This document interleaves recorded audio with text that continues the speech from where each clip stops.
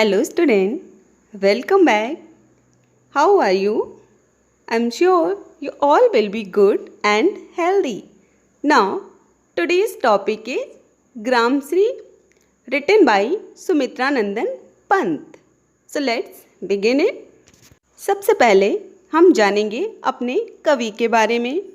सुमित्रा नंदन पंत जी को प्रकृति का सुकुमार कवि भी कहा जाता है, इसलिए क्योंकि इन्होंने ज़्यादातर रचनाएं प्रकृति के बारे में ही लिखी हैं। प्रकृति से इन्हें बहुत प्रेम था। इनका जन्म उत्तरांचल के अल्मोड़ा जिले में कौसानी गांव में हुआ था और इन्होंने 7वें वर्ष में ही अपनी कविताएं लिखना प्रारंभ कर दिया था। इनकी प्रारंभिक शिक्षा अल्मोड़ा में ही हुई, किंतु आगे की शिक्षा इन्होंने काशी के क्वींस कॉलेज से पूरी की।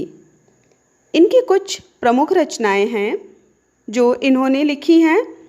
इनमें है ग्रंथि, गुंजन, ग्राम्या, युगांत, स्वर्ण किरण, स्वर्णधूलि, कला और बूढ़ा चांद, लोकायतन, चिदंबरा, सत्यकाम इत्यादि।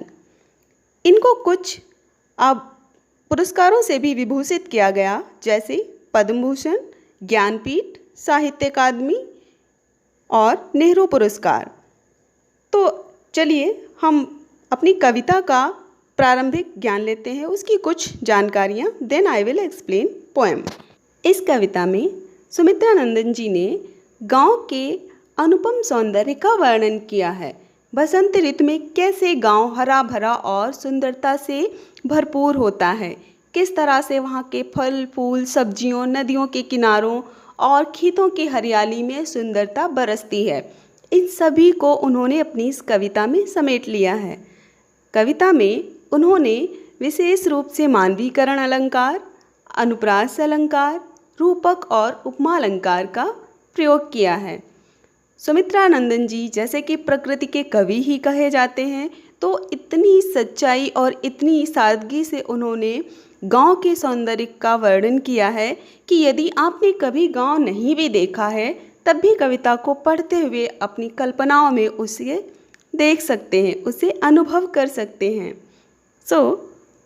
चलिए स्टार्ट करते हैं पोएम। हमने इस कविता को 4 भागों में बांटा है and today's part we will complete first and second paragraph. There are total 7 paragraphs, but we will complete in this part only first and second. Okay, now फैली खेतों में दूर तलक मखमल की कोमल हरियाली, लिपटी जिससे रवि की किरणें चांदी की सी उजली जाली, तिनकों के हरे हरे तन पर हिल हरित रुधिर है रहा झलक, श्यामल भूतल पर झुका हुआ नभ का चिर निर्मल नील फलक। तो पहली पंक्ति, फैली खेतों में दूर तलक मखमल की कोमल हरियाली, इसमें कवि ने रूपक अलंकार का प्रयोग किया है, क्योंकि मखमल की कोमल हरियाली, मखमल को कोमल हरियाली माना है, लेकिन कहीं भी तुलना व्यक्त करने वाला शब्द नहीं है।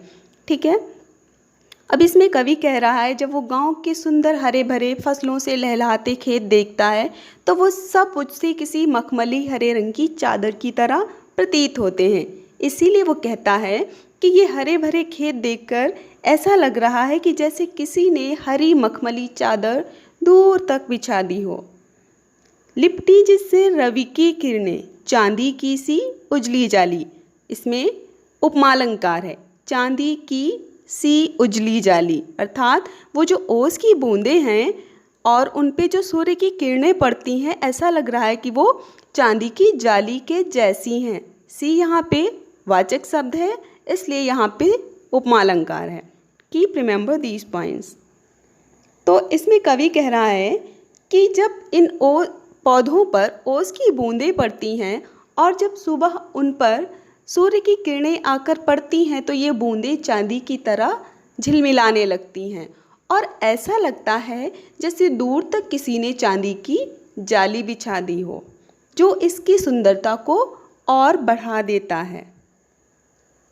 तिनकों के हरे हरे तन पर हिल हरित रुधिर है रहा झलक, अर्थात और जब हवा से ये फसलों के तिनके हिलते हैं तो ऐसा लगता है कि जैसे इनके नसों में, इनके तनों में भरा हुआ हरे रंग का पदार्थ जो कि रक्त है, इनके अंदर जो भरा हुआ हरे रंग का रक्त है वो झिलमिलाने लगता है, अर्थात ऊपर से झलकने लगता है। अब देखिए, हिल हरित रुधिर है रहा झलक। पौधों में तो रक्त नहीं होता है, लेकिन उनके अंदर जो हरे रंग का क्लोरोफिल पदार्थ होता है उसे कवि ने यहाँ पर रक्त माना है।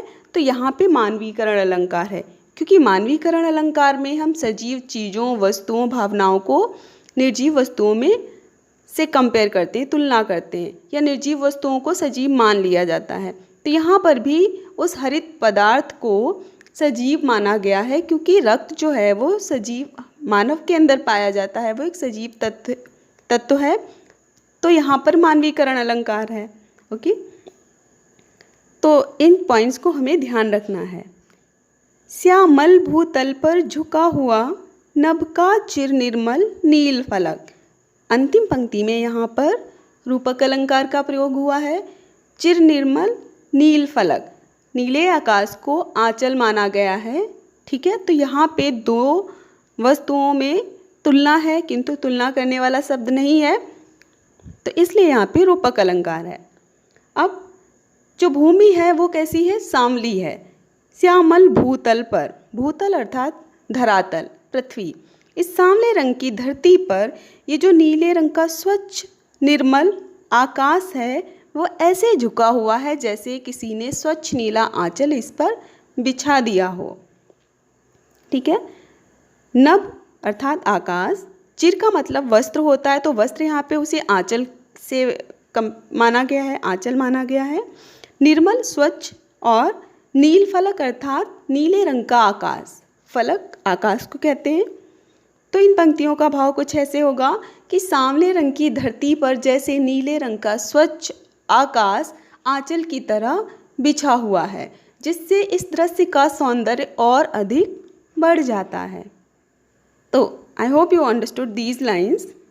एक बार फिर से in short I will summarise कि हरे भरे खेतों को देखकर कवि सोचता है, कल्पना करता है कि जैसे दूर तक किसी ने हरे रंग की मखमली चादर बिछा दी हो, पौधों के ऊपर गिरी हुई ओस की बूंदें, और सुबह उन पे जब सूर्य की किरणें पड़ती हैं तो वो झिलमिलाने लगती हैं, जिन्हें देखकर ऐसा प्रतीत होता है कि चांदी की जाली दूर तक बिछ गई हो, जो उस दृश्य के सौंदर्य को और अधिक बढ़ा देती है।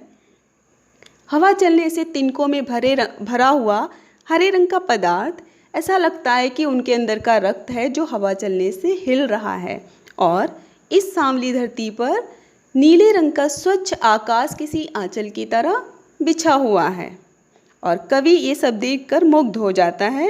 इस तरह से वो उसे निहारता रहता है। नेक्स्ट, रोमांचित सी लगती वसुधा आई जो गेहूं में बाली, अरहर सनई की सोने की किंकिड़ियाँ हैं शोभाशाली, उड़ती भीनी तैलाक्त गंध फूली सरसों पीली पीली, लो हरित धरा से झांक रही नीलम की कलिती सी नीली। अब कवि कहता है कि जो वसुधा धरती का पर्यायवाची है, तो जो धरती है वो बड़ी रोमांचित सी लग रही है, अर्थात काफ़ी प्रसन्न दिखाई पड़ रही है, क्योंकि गेहूं और जौ की फसलों में बालियां आ गई हैं। अरहर सनई की सोने की किंकिड़ियाँ हैं शोभाशाली। अब जो अरहर की फसल है और सनई की फसल है, दोनों में ही फलियां आ गई हैं और पक भी गई हैं। उनकी जो फलियां हैं उन्हें किंकिड़ियाँ कहा गया है, और दोनों ही फसलों की फलियां पक गई हैं, और हवा चलने से जब वो हिलती हैं तो उनमें छन छन की आवाज़ आती है। तो ऐसा लगता है कि जैसे किसी ने धरती को करधनी बांध दी हो, और जब वो चलती है तो उसके घुंघरू बजते हैं। इसी तरीके से जब अरहर और सनई के खेतों में वो फलियां हवा चलने से हिलती हैं तो उनकी ध्वनि किसी करधनी की आवाज़ से सुनाई पड़ती है, जो कि उसकी सुंदरता को और अधिक बढ़ा देती है। और उड़ती भीनी तैलाक्त गंध फूली सरसों पीली पीली। अब सरसों किस मौसम में फूलती है, विशेष ध्यान रखना है। सरसों की फसल बसंत ऋतु में होती है। बसंत ऋतु अर्थात जब सर्दी की ऋतु समाप्त होती है, ग्रीष्म ऋतु प्रारंभ होती है, तो उसके बीच का समय आम की फसल, आम के पेड़ों में बौर आना, सरसों फूलना, ये सब फसलें ज़्यादातर बसंत ऋतु में ही तैयार होती हैं।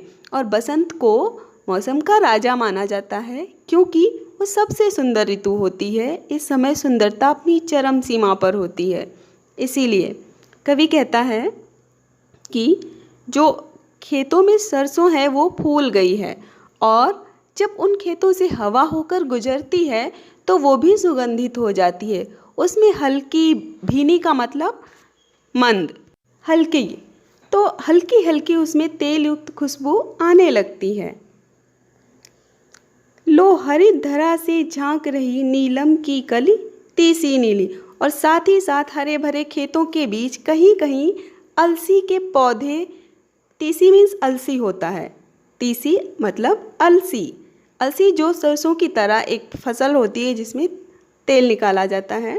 तो इस तरह से कहीं कहीं नीले रंग के अलसी के फूल भी उन हरे भरे खेतों में झांक रहे हैं, जो उसकी सुंदरता को और अधिक बढ़ा देते हैं। तो इस तरह से दोनों ही पद्यांश में कवि ने ग्राम की सुंदरता का वर्णन किया है। किस तरह से फसलों के पकने से उनकी सुंदरता और अधिक बढ़ जाती है, धरती खुशी से झूम उठती है, हवा सुगंधित हो, संपूर्ण वातावरण मन को मोहने वाला हो जाता है। So now this is time of homework. Some words and their meanings I have written on a slide. You all pay attention on that, and some important facts about the poem and question answers. Complete your work. Now stay at home, be safe, be happy. Thank you. Have a good day.